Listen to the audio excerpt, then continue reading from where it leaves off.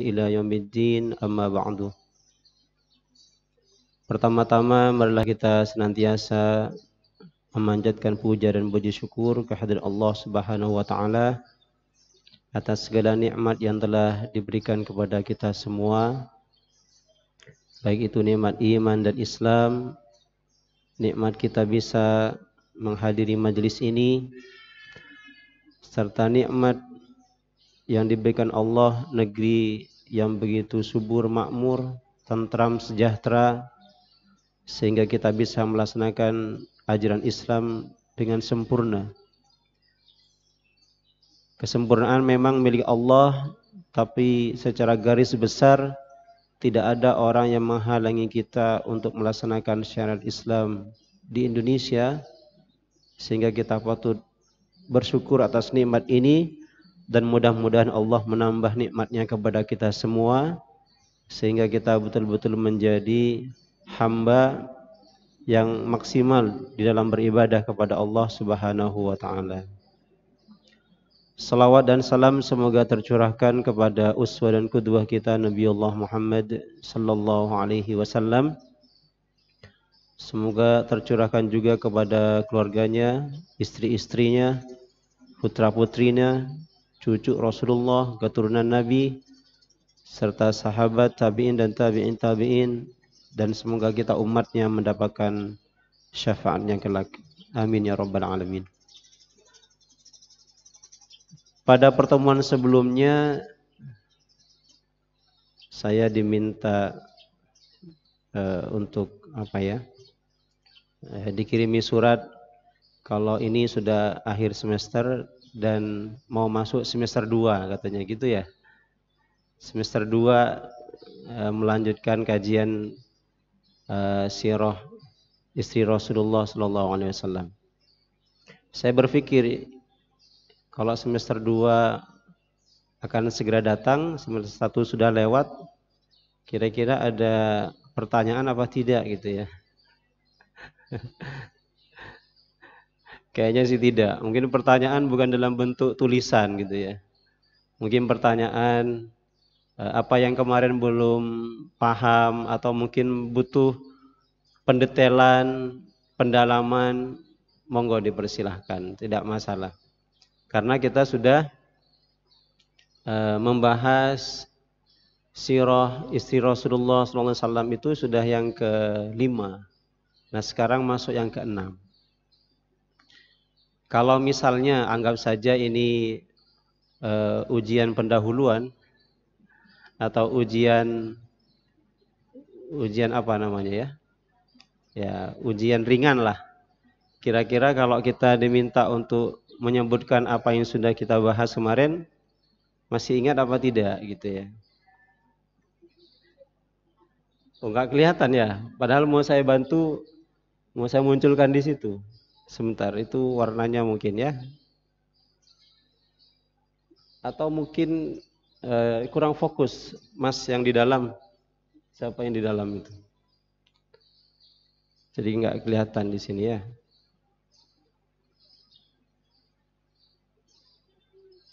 Kalau putih enggak kelihatan. Itu kurang fokus mungkin ya. Itu sudah itu belum? Sudah bening belum itunya? Pemilihan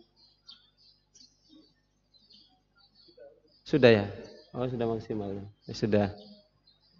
Enggak apa-apa. Apa mundur sedikit mungkin?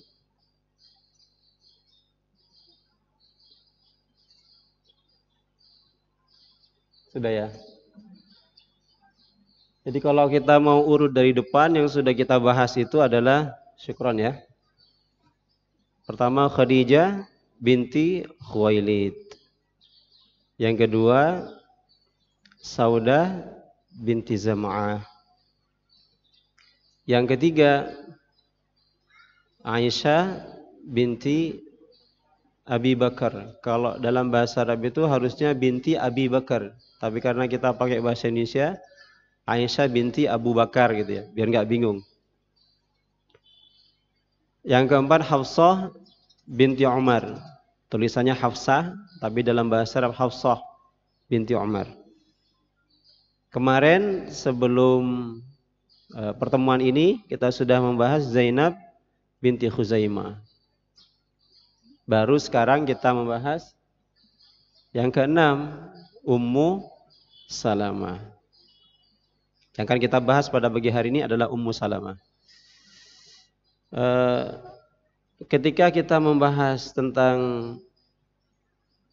Ahlul Bait, keluarga Rasulullah SAW, baru-baru ini kita dikagetkan dengan peristiwa di luar negeri, di India gitu ya, ada seorang politikus wanita dan juga ada yang laki-laki juga, di mana komentarnya itu menghina Rasulullah SAW. Mereka mengatakan bahwa Nabi adalah laki-laki yang memiliki kelainan, memiliki penyimpangan dan seterusnya, atau hobi terhadap perempuan, bahkan kepada anak-anak. Ini membuat seluruh umat Islam di dunia marah. Bahkan kemarahan itu ditunjukkan oleh sebagian negara seperti Kuwait misalnya, menarik seluruh produk India yang ada di sana. Bahkan umat Islam di India berunjuk rasa. Di Pakistan juga demikian. Di negeri-negeri Jazirah Arab juga seperti itu. Intinya seluruh dunia marah. Kenapa mereka marah? Pertama, karena orang non-muslim ketika berbicara tentang Nabi dan keluarganya, mereka itu membaca dari sejarah yang sudah diselewengkan, yang ditulis oleh bukan orang yang jujur dalam menulisnya. Tapi kelebihan mereka mau baca. Meskipun yang dibaca tidak bisa dipertanggungjawabkan kebenarannya. Karena ditulis oleh orang yang benci kepada Nabi, benci kepada Islam, dan ingin menjatuhkan kaum muslimin. Ingin menjatuhkan syariat Islam. Kalau mereka seandainya baca dari sumber yang otentik, yang jumlahnya ratusan buku membahas tentang itu, mereka akan mulai sadar, mulai melihat bahwa Nabi Muhammad SAW bagi seorang muslim itu bukan hanya manusia biasa. Nabi adalah manusia sekaligus utusan Allah. Hamba dan utusan Allah.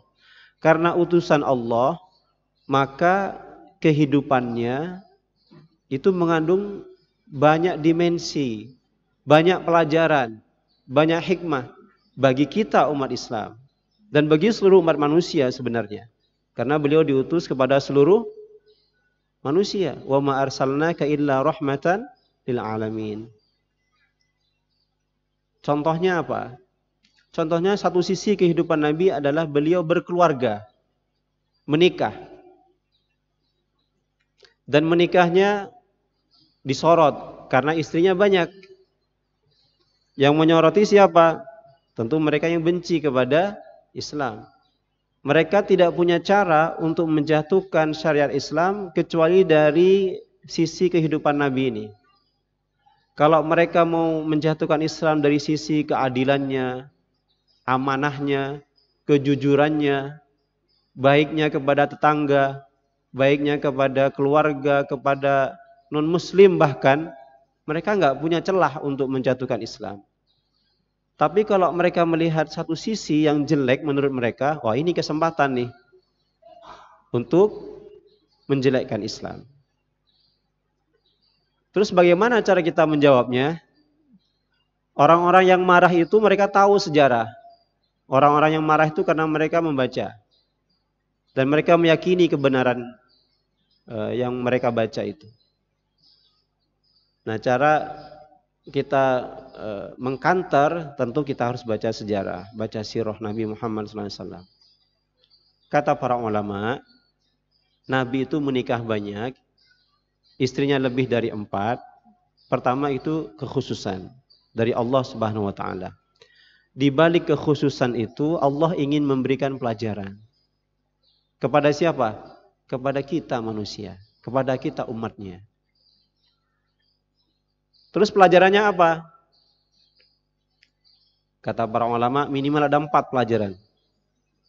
Minimal ada 4. Pertama, ketika Nabi menikah dengan istri-istrinya itu, pertama pelajaran hikmah da'awiyah. Karena Nabi ingin memperluas dakwah. Itu yang pertama. Hikmah da'awiyah. Yang kedua, ada pelajaran kepedulian sosial. Hikmah ijtimaiyah. Kalau kita dalam Pancasila itu keadilan sosial bagi seluruh rakyat Indonesia, kan gitu ya. Nabi dalam menikah itu ada pelajaran kepedulian sosial. Hikmah ijtimaiyah. Yang ketiga, Nabi ketika menikah lebih dari 4 itu atau berpoligami, ada pelajaran bahwa Nabi sedang mendidik generasi setelah beliau. Jadi ada hikmah tarbawiyah namanya. Memiliki dimensi pendidikan kepada umat. Ingin mendidik umat. Yang keempat, kata para ulama, Nabi ingin memberikan satu hukum yang jelas kepada umat. Ingin menetapkan hukum yang jelas kepada umat. Kita coba awali dari pertama, hikmah da'awiyah. Nabi menikah itu dengan Khadijah. Ketika masih menikah dengan Khadijah, tidak berpoligami. Nggih nawadan. Padahal usianya sudah jauh di atas Nabi, 15 tahun di atas Nabi. Tapi ketika Khadijah meninggal, baru beliau menikah lagi. Nah, tujuan Nabi menikah dengan Khadijah itu diantaranya adalah agar supaya Nabi tenang dalam berdakwah dan ada teman yang mendampingi. Serta ada seorang wanita yang selalu menguatkan beliau, bukan hanya dengan dirinya, bukan hanya dengan perasaannya, bukan hanya dengan kasih sayangnya, juga dengan hartanya. Itu yang pertama. Contoh hikmah secara dakwah. Yang kedua, ada unsur kepedulian sosial di dalam Nabi mempraktikkan poligami itu. Buktinya apa? Buktinya yang akan kita pelajari pada pagi hari ini. Nabi menikahi istri-istrinya itu sebagian adalah korban, bukan korban.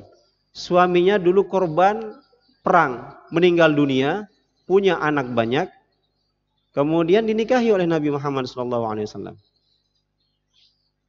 Jadi niatnya Nabi adalah memuliakan mereka karena suaminya seorang mujahid yang mati syahid, kemudian anak-anaknya dilindungi oleh Nabi, diasuh oleh Nabi dengan cara menikahi ibunya tentunya. Kemudian yang ketiga, kata para ulama, Nabi menikahi istrinya itu ada unsur pendidikan. Contohnya siapa? Menikahi Aisyah. Karena menikahi wanita yang masih muda, itu otaknya masih jernih, cerdas luar biasa. Maka bisa merekam seluruh pelajaran yang diberikan Nabi kepada istrinya. Maka tidak heran banyak sekali hadis yang diriwayatkan oleh Aisyah radhiyallahu anha tidak dengan istri yang lainnya. Meskipun istri yang lainnya juga banyak meriwayatkan hadis, tapi yang paling banyak adalah Aisyah. Dan hadis yang diriwayatkan itu adalah menjadi sumber hukum dalam Islam setelah Al-Quran. Coba kalau misalnya Nabi menikah dengan janda semua, punya anak banyak, nggak sempat belajar karena ngurus anak-anaknya, masih mengurus rumah tangga, mengurus keperluan yang lain. Tapi Aisyah karena masih kecil, masih gadis, dan cerdas otaknya seperti ayahnya, dan sangat cinta belajar. Makanya hadis-hadis Aisyah itu luar biasa banyaknya, dan kalau dikaji mengandung hukum yang sangat banyak. Itu hikmah yang ketiga. Yang keempat, kata para ulama, hikmah tasyri'iyah Nabi menikah lebih dari 4, berpoligami itu ingin menjelaskan hukum syariat. Contohnya apa? Contohnya ketika menikahi Zainab binti Jahash. Kemarin sudah dibahas ya. Zainab binti Jahash itu dulu istrinya siapa? Zaid bin Haritha. Siapa tuh Zaid bin Haritha? Anak angkat Nabi yang dulu budak, kemudian dimerdekakan, diangkat menjadi anak. Ketika Zaid bercerai dengan istrinya Zainab binti Jahash, kemudian dinikahi oleh Nabi. Orang-orang Quraisy Mekah ketika itu menghina Rasulullah SAW. Hei, lihat Muhammad tuh menikahi istri anaknya sendiri. Menikahi mantan istri anaknya. Itu tujuannya apa? Nabi menikahi itu. Ingin menerapkan hukum Allah. Yang Allah mengatakan, jangan panggil anak-anak kalian dengan sebutan yang tidak dinisbatkan kepada ayah kandungnya sendiri. Dulu mereka orang Quraisy menyebut Zaid bin Haritha itu dengan Zaid bin Muhammad. Karena sudah diambil anak angkat oleh Rasulullah. Dan itu memang diumumkan oleh Nabi. Di hadapan orang-orang Quraisy, di depan Ka'bah, Nabi mengatakan ini adalah Zaid anakku. Aku mewarisi dia dan dia mewarisi aku, kata Rasulullah. Kemudian orang Quraisy mengatakan Zaid bin Muhammad. Zaid anak Muhammad. Tapi setelah itu dibatalkan oleh Allah panggilan itu. Tidak boleh. Kalau kita mengambil anak angkat, itu tidak boleh dinisbatkan kepada kita. Karena bukan anak daging kita. Bukan darah daging kita. Harus dinisbatkan kepada ayah sebelumnya. Yang memang ayah kandungnya. Maka kemudian berubah lagi namanya menjadi Zaid bin Harisah. Gitu ya. Jadi Allah ingin membatalkan bahwa anak angkat itu bukan seperti anak kandung. Anak angkat bukan seperti anak kandung. Orang lain tetap.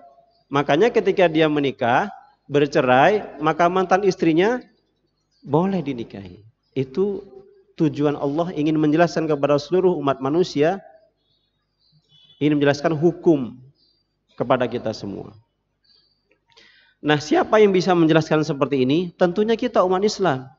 Sedangkan mereka orang non-muslim, apalagi yang benci kepada Islam, tentu tidak melihat sisi ini. Mereka melihatnya sisi bahwa Islam itu keras, Islam itu fundamental, Islam itu radikal, Islam itu bahkan merendahkan harkat martabat perempuan. Contohnya adalah Nabi kalian dan seterusnya. Itu yang mereka hembuskan setiap saat. Nah, begitu jemaah sekalian, sehingga dengan kita belajar sirah istri Rasulullah SAW, pertama kita bisa meningkatkan kecintaan kita kepada Nabi dan keluarganya, dan juga bisa membela Nabi ketika Nabi dihina, dicaci, direndahkan oleh orang-orang di luar Islam. Maka disitulah pahala kita. Pahala belajar, pahala cinta kepada Nabi dan keluarganya, pahala membela Rasulullah Sallallahu Alaihi Wasallam. Nah, yang mau kita bahas sekarang adalah Ummu Salamah. Nah, ini salah satu contoh bahwa Nabi menikahi Ummu Salamah itu karena ada faktor kepedulian sosial. Siapa itu Ummu Salamah?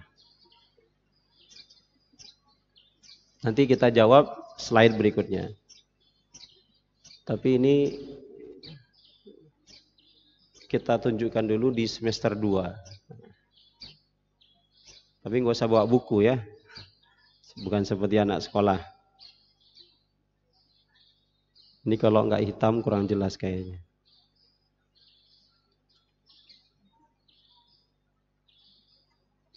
Bisa ditangkap tadi penjelasan yang di awal? Bisa nggih? Yang sudah kita bahas 6. Yang belum di pekan-pekan berikutnya atau di bulan-bulan berikutnya adalah ini 5 istri Rasulullah SAW yang di semester 2 nanti.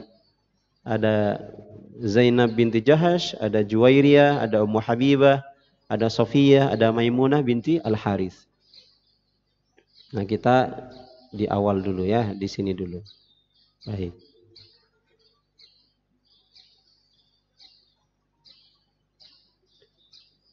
Tidak terlalu terbaca nggih Ibu-ibu. Saya salah memilih font berarti.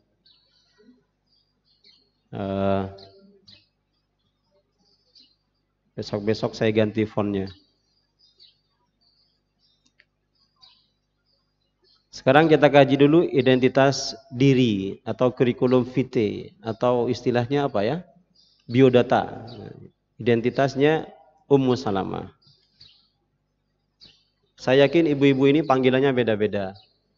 Kalau ada anaknya Muhammad, Ummu Ali, Ummu Hasan dan seterusnya gitu ya. Kalau disebut Ummu Salamah berarti dia punya anak Salamah. Nama aslinya Hindun. Lahir 28 sebelum Hijriah.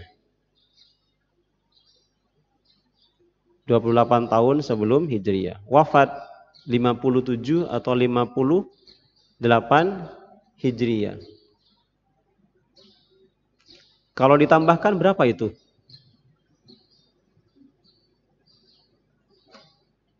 80 lebih ya?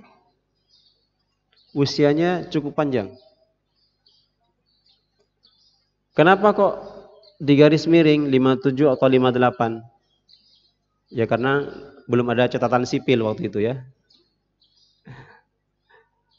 Kalau dilihat akte kelahiran pun nggak ada. Kira-kira 57 atau 58. Dari seorang ayah yang bernama Suhail, pakai lam.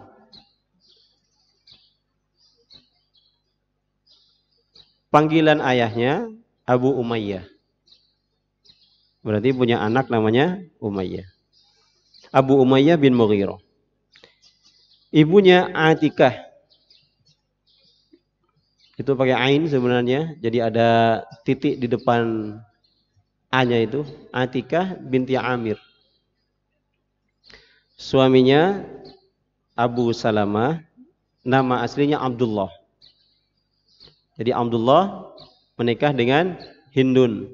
Setelah punya anak laki-laki diberi nama Salamah, mereka disebut dengan Ummu Salamah dan Abu Salamah. Anaknya banyak. Ada 4. Ada Salamah, ada Umar, ada Zainab, ada Durrah. Itu secara garis besar.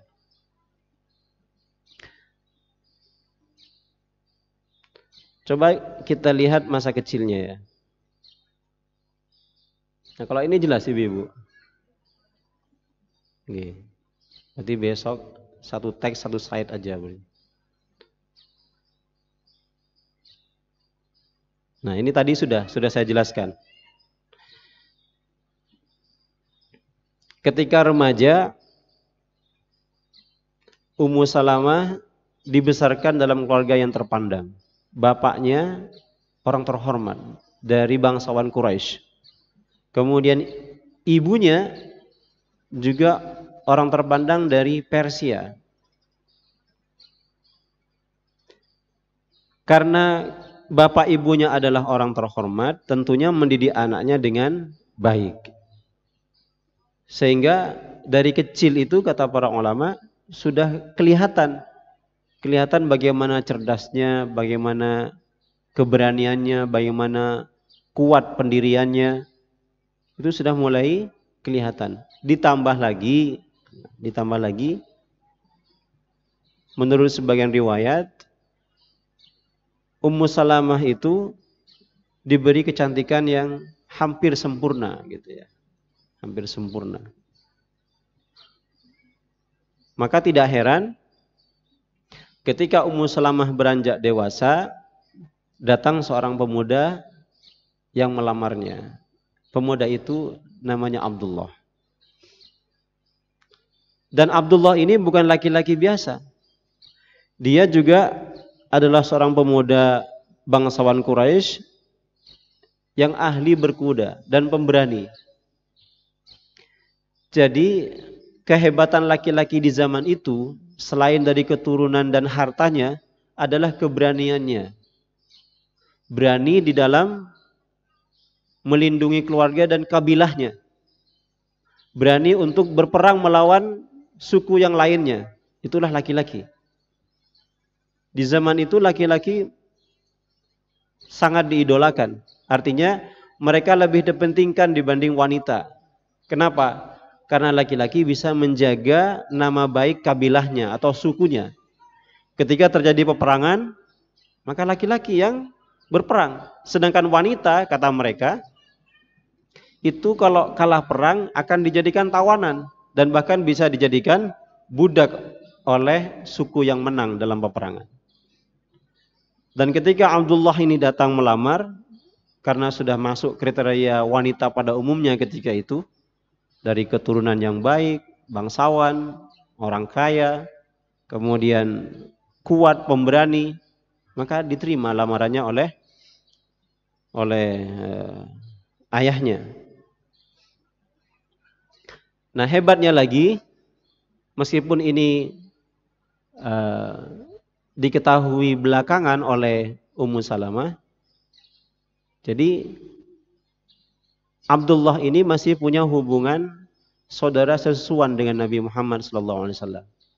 Karena dulu ketika Nabi lahir, dalam riwayat Nabi itu disusui oleh ibunya beberapa hari. Setelah disusui beberapa hari, kemudian pamannya yang mendengar punya ponakan baru, yaitu Abu Lahab, yang nantinya akan menjadi musuh paling keras gitu ya, musuh utama Nabi Muhammad SAW, ketika sudah ponakannya itu diangkat jadi Nabi umur 40, berubah, yang awalnya sangat cinta kepada ponakannya menjadi manusia yang paling benci kepada Rasulullah SAW. Bukan benci kepada Nabi sebenarnya, benci kepada risalah yang Nabi bawa. Jadi berubah drastis. Pada awalnya ketika diberitahu, wahai Abu Lahab, istri saudaramu melahirkan anak laki-laki, yaitu Aminah. Karena Abdullah ini saudaranya Abu Lahab. Istri saudaramu melahirkan anak laki-laki, namanya Muhammad. Mendengar itu senang luar biasa. Seperti kita lah, kalau kita diberi kabar bahwa adik kita atau saudara kita melahirkan, oh ini punya ponakan baru nih, senang kan? Senang luar biasa. Dari saking senangnya kemudian perintah kepada Thuwaibah namanya. Hai Thuwaibah, kamu datang ke rumah Aminah, bantu dia, tolong dia, jangan sampai dia kelelahan. Jangan sampai dia terlalu capek karena ngurusi ponakanku. Bahkan susui ponakanku itu. Disusui oleh Thuwaibah beberapa hari sebelum diambil oleh Halimah. Ketika sudah diambil oleh Halimah, dibawa ke kampung Bani Sa'ad namanya. Makanya namanya Halimah As-Sa'diyah. Selama 4 tahun di kampung Bani Sa'ad. Sebelum diambil oleh Halimah, disusui oleh 2 orang. Ibunya sendiri, kemudian Thuwaibah. Dan Thuwaibah ketika itu juga sedang menyusui anak yang lain. Di antaranya adalah Abdullah tadi. Jadi masih saudara susuan Nabi. Setelah Abdullah ini wafat, dan wafatnya itu akibat luka yang diderita setelah perang Uhud gitu ya. Maka kemudian pada tahun keempat Hijriah, setelah Nabi di Madinah, Nabi menikah dengan Ummu Salamah. Sebelum menikah dengan Nabi Muhammad SAW, Ummu Salamah ini mengadu kepada Rasulullah. Ya Rasulullah, tidak ada laki-laki sebaik Abdullah. Kenapa tidak ada? Dia itu menemani saya dari awal sampai sekarang. Jadi kalau kita melihat keutamaannya Ummu Salamah ini, pertama dia masuk Islam di awal dakwah. Ketika yang masuk Islam itu orang-orang miskin, hamba sahaya, budak, rakyat jelata. Masuk Islam kemudian orang yang cukup terpandang kedudukannya, yaitu Ummu Salamah dan suaminya. Nah, karena kondisi ketika itu tidak memungkinkan, maka Nabi Muhammad SAW memerintahkan mereka untuk hijrah. Hijrahnya ke Habasyah. Jadi bersama orang-orang yang lain yang tertindas itu. Dan Habasyah itu kalau kita gambarkan, mungkin kalau kita lihat merah dengan merah itu, nah, merah dengan merah itu jaraknya antara Mekah dan Habasyah. Jadi nyebrang dari Asia ke Afrika. Melintasi gurun pasir terlebih dahulu, baru menunggu kapal yang mau menyeberang, dan itu pun malam-malam mereka jalannya. Kalau siang sembunyi dulu, takut dikejar oleh orang-orang Quraisy, malam jalan lagi, sampai ke pinggir pantai. Di tepi pantai baru menunggu kapal yang mau nyebrang ke Afrika. Berhari-hari di atas kapal, baru sampai ke negeri Afrika. Ke Habasyah, ke Ethiopia sekarang.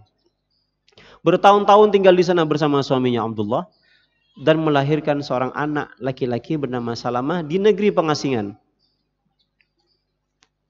Punya anak di negeri orang. Nggak ada ayahnya, nggak ada kakeknya maksudnya. Nggak ada kakeknya, nggak ada neneknya, nggak ada tangganya, nggak ada saudaranya yang membantu. Pokoknya sudah lari dari kampungnya, menyelamatkan akidahnya, diberikan amanah anak laki-laki. Nah, setelah mendengar bahwa di Mekah ini sudah semakin banyak orang yang masuk Islam, dia kembali. Karena bisa jadi Islam sudah kuat gitu, menurut pandangannya Ummu Salamah dengan suaminya, kembali. Tapi ternyata ketika umat Islam semakin banyak pengikutnya, justru semakin hebat orang-orang Quraisy itu menindas kaum muslimin. Sehingga Nabi memberikan izin kepada mereka untuk hijrah ke Madinah. Hijrah ke Madinah, ketika mau hijrah, hanya suaminya yang boleh hijrah. Sedangkan Ummu Salamah ditahan oleh keluarganya. Dipisah antara suami dan istri. Waktu itu anaknya masih kecil. Jadi suaminya ini hijrah ke Madinah sendirian, tanpa istri, tanpa anaknya. Bagaimana rasanya kira-kira? Sudah bertahun-tahun di pengasingan di negeri orang, kemudian setelah kembali ke Makkah, ternyata masih ditindas, hijrah lagi ke Madinah, dipisah. Setiap hari Ummu Salamah ini pergi ke pinggiran kota Madinah, ke pinggiran kota Makkah, hanya untuk mengenang suaminya yang melepas dirinya ketika itu, sambil menggendong anaknya. Setiap hari seperti itu, menangis di pinggiran kota Makkah. Nah, keluarganya Abdullah, keluarganya Abu Salamah, melihat seperti itu, kemudian ingin menambah penderitaannya Ummu Salamah. Dengan cara apa? Anaknya diambil oleh keluarga suaminya. Anaknya diambil. Tidak boleh bersama dengan ibunya. Luar biasa. Sudah ditinggalkan suami, kemudian diambil anaknya. Sakit berhari-hari. Ternyata mereka manusia juga gitu ya. Akhirnya anaknya dikembalikan dan dia boleh hijrah ke Madinah dengan satu syarat.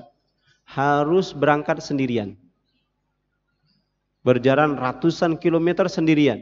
Enggak ada tunggangan. Menggendong anak yang masih kecil. Jarak Makkah Madinah itu kira-kira sejauh mana ibu-ibu? Ada yang sudah pernah nyoba jalan kaki? Kalau naik bis sering ya? Yang sudah umroh haji, naik bis, tidur 6 jam nyampe. Kan gitu ya? Naik bis 6 jam nyampe. Purwokerto Jakarta, kurang lebih ya? Ya tambah sedikit Kebumen deh.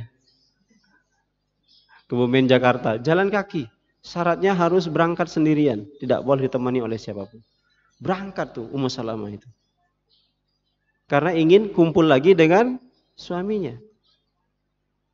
Alhamdulillah di tengah jalan ketemu dengan seseorang yang iba melihatnya. Kemudian dia dinaikkan ke atas onta dan ditandu sampai ke negeri Madinah. Ketika akan dibayar orang itu tidak mau. Itulah mungkin pertolongan Allah Subhanahu wa taala karena dia begitu sabar, begitu kuat imannya, tabah dalam menghadapi cobaan sehingga dimudahkan jalannya oleh Allah Subhanahu wa taala. Nih, balik dulu sedikit. Apalagi keutamaannya? Jadi ibu-ibu sekalian, kenapa kok dia sampai bisa mendapatkan kemuliaan dinikahi oleh Rasulullah SAW? Nah, ketika suaminya meninggal dunia setelah perang Uhud karena mengalami luka-luka yang begitu banyak, setahun dirawat oleh Ummu Salamah. Karena perang Uhud itu terjadi tahun ketiga Hijriah dan suaminya meninggal tahun keempat Hijriah. Setahun tuh dirawat lukanya oleh Ummu Salamah. Jadi beliau di Madinah tinggal baru 4 tahun, anaknya nambah 3. Pertama anak kecil yang sudah dibawa, kemudian lahir lagi anaknya yang kedua Umar, kemudian lahir lagi anak perempuan Durrah dan seterusnya.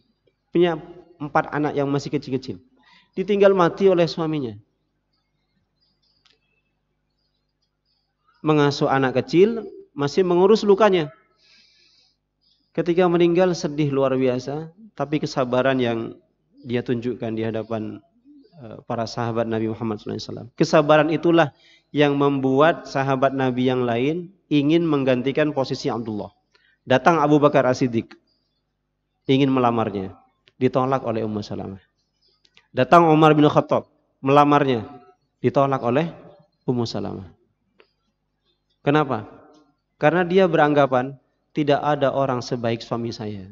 Luar biasa. Kalau istri kita bilang begitu tentang suaminya, berarti itu suami luar biasa itu. Mudah-mudahan saya dibilang begitu oleh istri saya.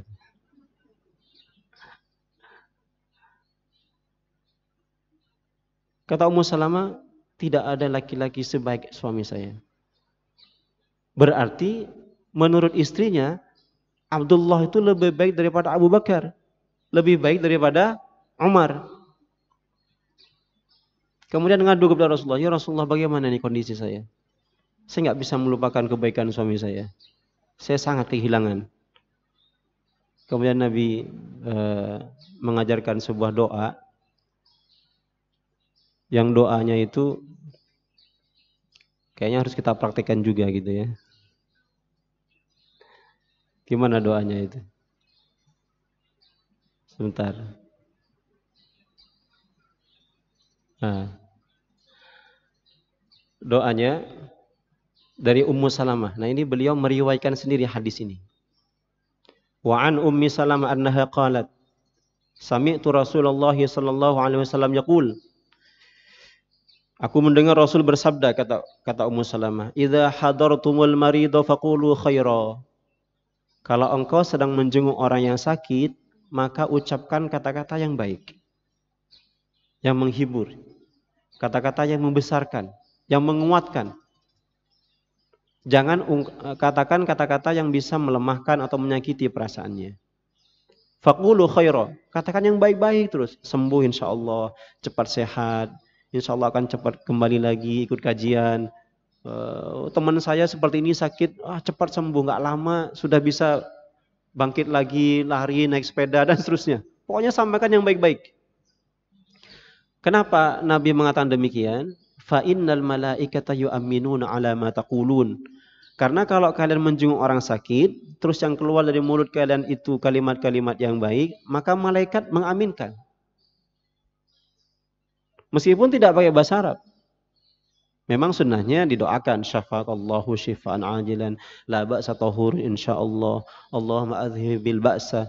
Allahumma antas syafi la syifaa illa syifaan la yughadiru saqaman. Nah, itu dibacakan terus karena bahasa Arab terus kan enggak ngerti dia kan? Paling dia amin amin alhamdulillah amin. Ganti dengan bahasa Indonesia atau dengan bahasa daerah yang dia paham. Pokoknya menyenangkan hatinya. Doa kebaikan semua. Terus disampaikan. Bahkan kalau bisa ceritakan yang indah-indah gitu ya. Maka malaikat akan mengaminkan kata Rasulullah. Tapi kata Ummu Salamah, ini hadis ini didengar dulu sebelum suaminya meninggal. Falamma mata Abu Salamah, ketika Abu Salamah meninggal, qultu, aku mengatakan kepada Nabi, ya Rasulullah, kaifa aqul? Kalau engkau dulu mengajari aku datang ke orang yang sakit supaya mengucapkan kata-kata yang baik. Nah sekarang suamiku meninggal ya Rasulullah. Dan dia adalah laki-laki paling baik yang pernah saya kenal. Apa yang harus saya ucapkan? Apa yang harus saya katakan? Kata Rasulullah, quli Allahumma ighfir lana wa lahu. Wahai Ummu Salamah, katakan, ya Allah, ighfir lana, ampuni kami, walahu, dan dia. Dia itu siapa? Suaminya. Allahumma ighfir lana walahu, ampuni kami ini dan ampuni suami kami. Wa aqibni minhu uqba hasanah, dan berilah ganti yang lebih baik. Nah, itu doanya. Karena dia mengatakan nggak ada yang lebih baik daripada Abdullah. Wa aqibni minhu uqba hasanah. Tolong beri ganti yang baik ya Allah. Ini yang diamalkan oleh Ummu Salamah. Jadi ketika datang Abu Bakar ditolak, Umar ditolak. Baru setelah 2 orang sahabat utama Rasulullah ini ditolak, ada kabar, ya Rasulullah, 2 sahabatmu ditolak ketika melamar Ummu Salamah. Kemudian Nabi menyampaikan, sampaikan kepada Ummu Salamah, apakah aku boleh datang kepadanya, melamarnya? Kira-kira kalau dapat pesan seperti itu dari Nabi, bagaimana sikap seorang wanita? Justru itu doanya kan itu ya. Doanya Allahumma ighfir lana wa lahu wa aqibni minhu uqba hasanah. Karena minta ganti yang lebih baik kepada Allah, akhirnya diganti oleh Allah. Dan ternyata laki-laki yang menggantikan suaminya adalah Rasulullah. Tentu lebih baik daripada Abdullah. Nah itu dia. Jadi ibu-ibu kalau ditinggal nanti, mudah-mudahan tidak gitu ya. Baca doa ini. Atau kepada siapapun yang mungkin kita tahu, ditinggal mati suaminya atau dicerai oleh suaminya, doakan kebaikan bagi dia, doakan supaya kita diampuni dan dia juga diampuni. Karena kalau kita mendoakan kebaikan kan akan kembali kepada kita. Dan itulah yang dibalas oleh Allah, akan diganti dengan laki-laki yang lebih baik lagi. Tapi jangan sekarang doanya. Kan masih sehat semuanya, nggih? Suaminya. Baik. Mana tadi?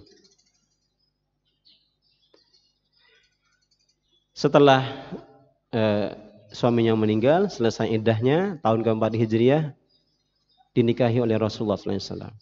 Ketika datang pesan bahwa Nabi akan melamarnya, dia berpesan kepada orang yang diutus oleh Nabi. Hai utusan Rasulullah, aku sudah mendengar tawaran Rasulullah, proposal Nabi gitu ya. Tolong sampaikan kepada Rasulullah. Dia tidak langsung menjawab iya. Inilah cerdasnya Ummu Salamah.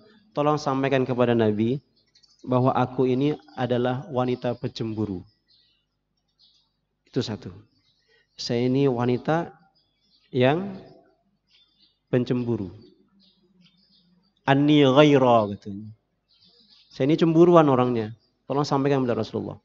Yang kedua, saya ini banyak anak kecil. Masih kecil-kecil semua. Salamah, Umar, Durrah dan seterusnya masih kecil. Yang ketiga, saya nggak punya keluarga di sini. Keluarga saya di Mekah. Yang saya miliki hanya suami saya kemarin tuh. Kira-kira Nabi mau nggak menerima kondisi saya ini? Utusan Nabi ini balik kepada Rasulullah. Ya Rasulullah, sudah saya sampaikan amanahmu, dan Ummu Salamah minta Rasul menjawab 3 kegelisahannya ini. Pertama, dia cemburuan orangnya. Yang kedua, banyak anaknya di rumah. Yang ketiga, tidak punya keluarga yang bisa menolongnya, bisa membantunya di Madinah.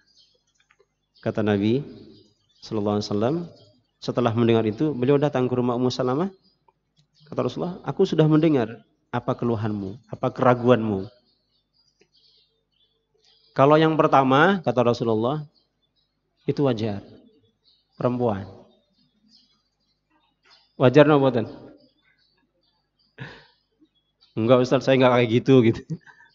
Wajar kata Rasulullah. Tapi, kata Rasulullah, as'alullaha ayyu'afiyakillahu minha. Saya akan berdoa kepada Allah supaya Allah menyembuhkan kecemburuanmu itu. Artinya tidak berlebihan cemburunya, wajar saja. Supaya Allah meringankan rasa itu gitu. Karena kalau dihilangkan sama sekali, ya nggak asyik dong kan gitu ya. Suaminya nggak pulang, biasa aja. Suaminya nanti dengan perempuan lain santai aja, nggak harmonis nanti rumah tangga. Semoga Allah meringankan itu, menyembuhkan itu. Yang kedua, kalau engkau khawatir karena anak-anakmu banyak, aku yang akan menjamin mereka. 4 anakmu itu akan menjadi anakku juga. Dan aku yang bertanggung jawab kepada mereka. Yang ketiga, kalau kamu tidak punya keluarga di sini, maka seluruh keluargaku akan menjadi keluargamu juga. Kira-kira kalau wanita sudah dijawab seperti itu, masih menolak apa tidak? Ini yang saya tunggu kan gitu ya. Apalagi yang melamar adalah Rasulullah SAW. Nah, ikhwas sekalian, Bapak Ibu, karena ada bapaknya 1 orang di sini. Itu yang pertama. Jadi meskipun dia sangat kehilangan, tapi dia itu harga dirinya tinggi dan cerdas gitu ya. Tidak ingin menyusahkan orang lain, tidak ingin nanti setelah menikah misalnya menyesal karena harus mengurus anak-anaknya. Maka dia menyampaikan itu. Sebenarnya laki-laki kalau ingin melamar seorang janda yang punya anak banyak, kan tentunya sudah mempertimbangkan itu kan. Tapi Ummu Salamah ini ingin meyakinkan dirinya dan juga calon suaminya. Meskipun calon suaminya itu adalah Rasulullah sallallahu alaihi wasallam. Jadi kekhawatiran yang dia rasakan itu selesai. Meskipun awalnya hanya dengan ucapan.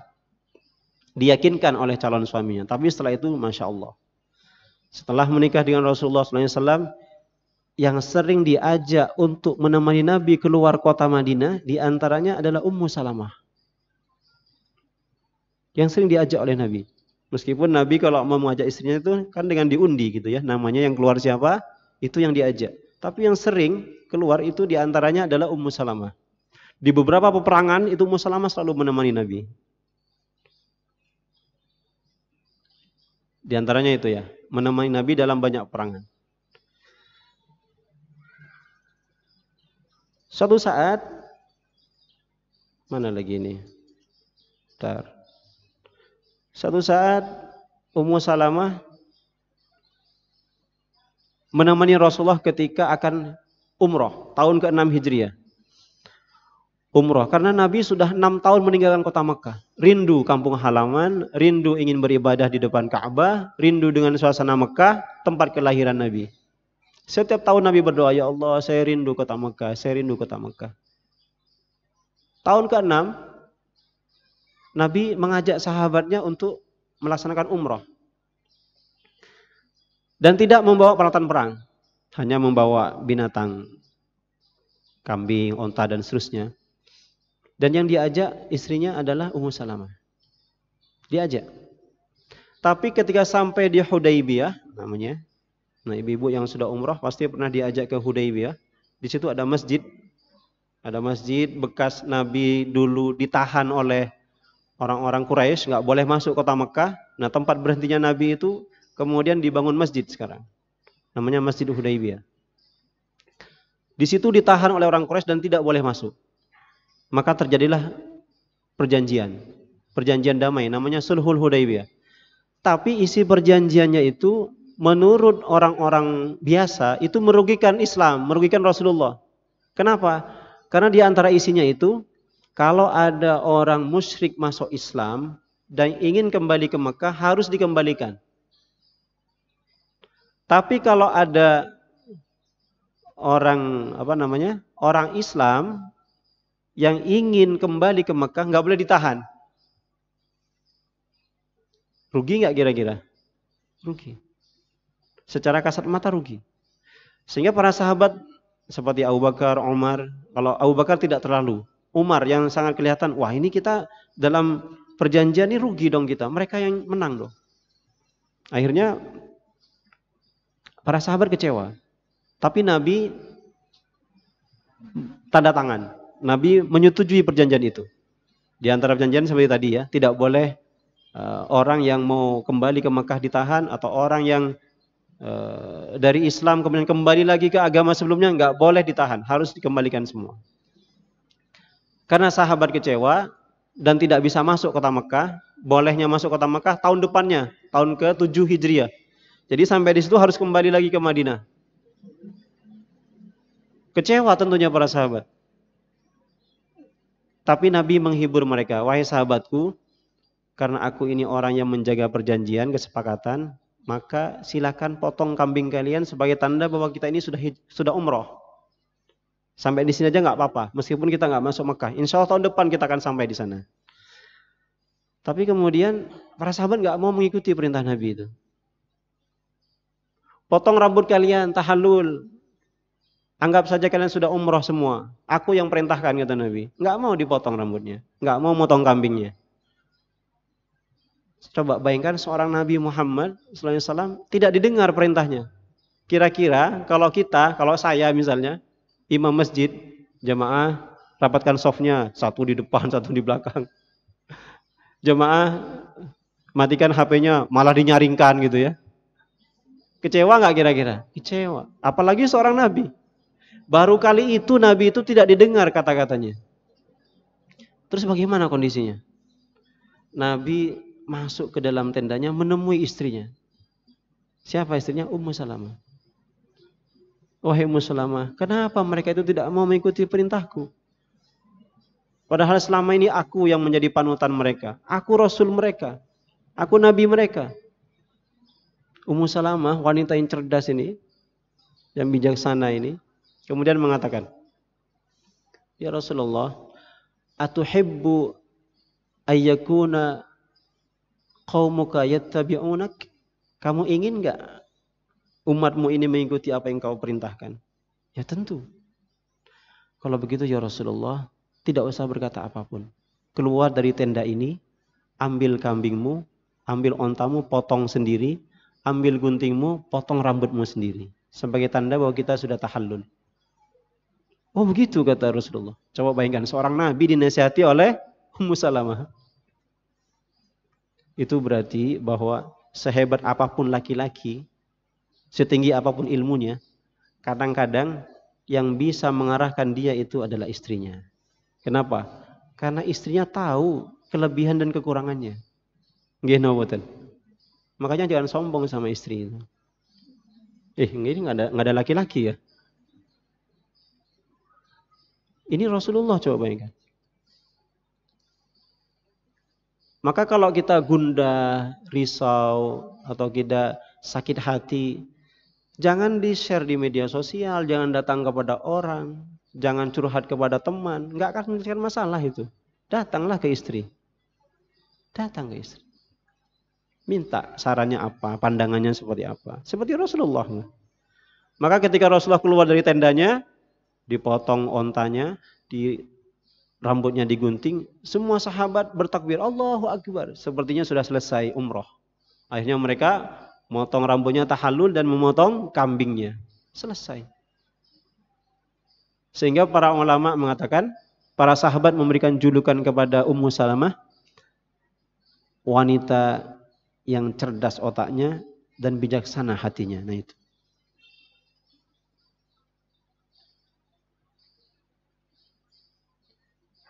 Kemudian dari sini ada istilah yang sangat populer di kalangan para ulama, lisanul hal afsahu min lisanil maqal. Nah, lisanul hal, lisan itu artinya apa?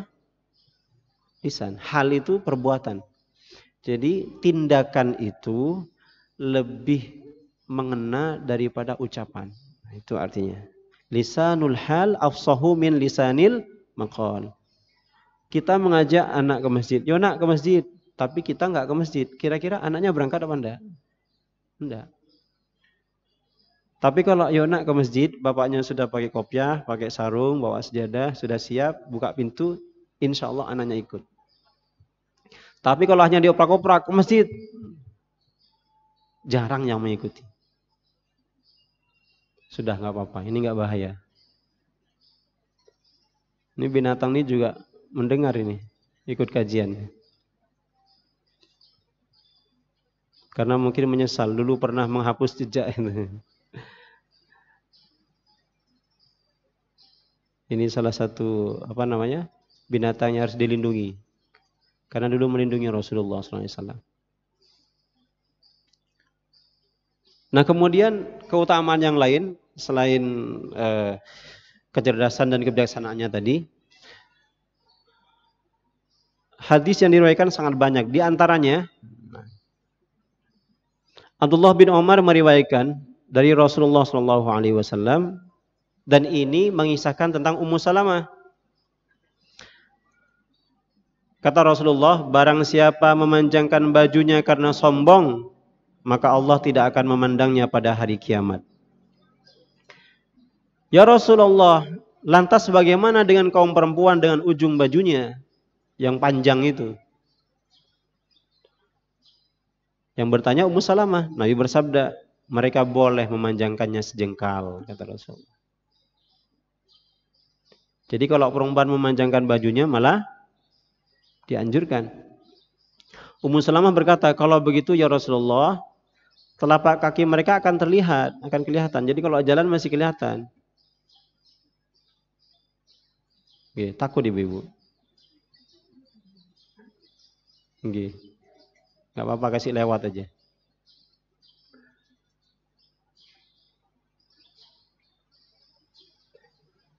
Kemudian Rasul bersabda, mereka boleh memanjangkannya sehasta, tidak boleh lebih dari itu. Sejengkal itu gimana ukurannya? Shibron, sejengkal. Sehasta gimana? Nah, sampai siku. Sedepa, panjang ini. Jadi boleh memanjangkan, bukan harus. Dan terus bagaimana kalau kotor gitu ya? Kalau misalnya ada najis di jalan, di riwayat yang lain, kalau terkena najis di jalan, tanah berikutnya itu yang mensucikan gitu ya. Kalau pasir. Kalau seperti di Purwokerto gimana? Sebenarnya sama saja hukumnya. Jadi kalau sudah di jalan itu ada kotoran, misalnya kuda lewat, sapi lewat, kemudian buang kotoran di situ. Kalau yang masih ada bendanya tentu najis. Tapi kalau sudah kering, terkena debu dan seterusnya hilang, ujungnya berarti sudah bersih lagi. Apalagi kena hujan deras, hilang, lari ke selokan, berarti sudah bersih. Cuman ada pertanyaan, lo bagaimana kalau waktu nikahan itu Ustaz gitu? Baju pengantinnya sampai dipikul 3 orang, 4 orang di belakang gitu. Seperti perahu yang akan berlayar. Kalau dalam walimahan boleh lebih panjang. Karena itu hari kegembiraan. Hari perayaan bagi seorang wanita. Cuman tidak boleh melebihi tradisi yang ada di kalangan umat Islam. Kenapa? Karena khawatir menyerupai orang-orang non-muslim. Karena orang non-muslim itu sudah bahannya tebal, lebar, panjang. Itu kalau ada kambing ngumpet di dalam nggak kelihatan. Kan gitu nggih? Nah itu yang berlebihan. Sebenarnya cukup untuk 2 orang, hanya dipakai untuk 1 orang. Jadi kata para ulama, itu cenderung mengikuti tradisi orang non-muslim. Dan yang kedua, berlebih-lebihan. Apalagi kalau bisa dipakai untuk 2 orang. Itu secara umum. Tapi kalau menampilkan kegembiraan, pesta pernikahan, walimah, boleh saja. Melebihi dari yang biasanya dipakai seperti sekarang ini, boleh. Cuman memang ada batasan tadi. Kalau sekiranya, wah saya menikah pengen meniru seperti Ratu Diana zaman dulu misalnya. Yang gaunnya itu dia naik mobil, kemudian mobil keduanya yang membawa gaunnya misalnya. Nah itu yang berlebihan.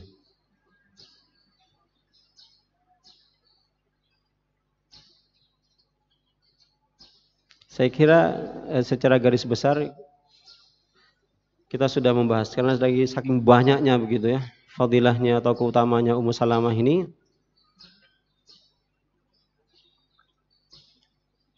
tidak cukup waktunya untuk kita bahas semua. Jadi ibu-ibu sekalian, dalam meriwayatkan hadis Rasulullah SAW, Ummu Salamah kalau dilihat dari jumlah 378 hadis ini tentu tidak lebih banyak daripada Aisyah. Karena Aisyah lebih dari 1000 hadis yang diriwayatkan. Karena memang tujuan Nabi menikah dengan Aisyah supaya bisa menampung ilmu sebanyak-banyaknya. Dan yang kedua, istri Nabi yang banyak meriwayatkan itu setelah Aisyah adalah Ummu Salamah, baru setelah itu Hafsah binti Umar. Dan hadis yang diriwayatkan itu banyak terdapat dalam kitab Bukhari dan Muslim. Bahkan mayoritas dari hadis yang diriwayatkan oleh Ummu Salamah tertulis dalam kitab Bukhari dan Muslim. Jadi kalau kita membahas beliau, Ummu Salamah, kita bisa bahas dari hadis yang diriwayatkan. Hadis pertama apa, kedua apa, tiga apa, 300 sekian hadis. Berarti 300 sekian pertemuan gitu ya. Kalau satu pertemuan satu hadis. Kalau membahas Aisyah hadisnya ribuan hadis. Kayaknya nggak cukup umur kita kayaknya. Jadi gambarannya yang tadi ditanyakan oleh Ummu Salamah menggambarkan bahwa beliau di samping orang yang cerdas, bijaksana, penyabar, ada unsur beliau itu ingin menjalankan agama ini dengan sebaik-baiknya. Kalau laki-laki memanjangkan bajunya karena sombong, kalau wanita ditanyakan langsung oleh Ummu Salamah dan diizinkan oleh Rasulullah SAW. Kemudian yang terakhir, Ummu Salamah wafat pada tahun 61 Hijriah. Sebagian riwayat ini ya, sebagian tadi meriwayatkan 57, 58, kemudian ada yang meriwayatkan 61. Sehingga kalau 61 berarti usianya sekitar 90 tahun. Kalau 57 atau 58 berarti tidak sampai 90 tahun. Radhiyallahu anha wa ardhaha. Semoga kita bisa meneladani apa yang dicontohkan oleh Ummu Salamah. Dan mudah-mudahan kita diberikan keturunan yang baik, saleh dan salihah, dan semoga kita diberikan waktu serta semangat oleh Allah untuk terus membaca, untuk selalu mengkaji sirah dari istri Nabi Muhammad SAW. Kalau ingin menambah bacaan, ibu-ibu bisa lihat tapi ini belum saya terjemahkan gitu ya. Nanti kalau ada waktu saya terjemahkan. Tentang sirahnya Ummu Salamah. Tapi minimal bisa dibuka di Madrasah Sirah. Kalau di website gitu ya. Madrasah Sirah ketik Ummu Salamah. Itu saya lihat diterjemahkan dari kitabnya Dr. Abdurrahman Ra'fat Basha. Itu lumayan lengkap. Cuman kalau ingin yang lebih lengkap tentunya di kitab Sirah Alamun Nubala. Demikian yang dapat disampaikan pada kesempatan kali ini. Mudah-mudahan ada manfaatnya. Saya kembalikan kepada pembawa acara. Mungkin ada pertanyaan. Bila taufiq wal hidayah. Wassalamualaikum warahmatullahi wabarakatuh. Waalaikumsalam warahmatullahi wabarakatuh. Ibu-ibu mungkin ada pertanyaan? Sepertinya tidak ada, Ustadz. Alhamdulillahirabbil alamin. Jazakallahu khairan katsira kepada Ustadz Suhair yang telah menyampaikan tentang sirah istri-istri Nabi. Mudah-mudahan menambah pengetahuan kita tentang akhlak dan tauladan istri-istri Rasulullah sallallahu alaihi wasallam. Ibu-ibu yang dirahmati Allah Subhanahu wa taala, mohon waktunya sebentar untuk beberapa pengumuman. Pengumuman yang pertama, masih membuka donasi infak untuk pengadaan meja bagi calon guru TPQ sebarling Mas Cakep. Infak sebesar Rp75.000 per meja.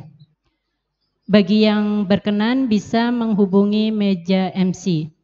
Pengumuman yang kedua yaitu kurban